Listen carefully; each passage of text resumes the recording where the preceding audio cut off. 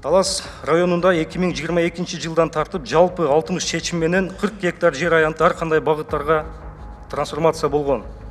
Бирок 45 чечим кашара жана чабан үйлөрүн курууга чыгарылган. Трансформация жөнүндө кабыл алынган чечимдерде кемчиликтер бар экендиги аныкталды. Мисалы, Талас районунун администрациясына Эркинбаев аттуу жаран дүкөн куруу максатында жер аянтын трансформациялап берүү боюнча кайрылган. Бирок мыйзамдын нормалары сакталбастан башталгыч документтерди алдын ала Эркинбаевке берилсин деп жазылып, жыйынтыгында аталган жаранга жер берилген.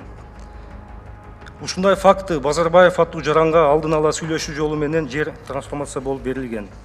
Кыргыз Республикасынын мыйзамдарына ылайык мамлекеттик жерлер конкурс жолу менен гана берилет.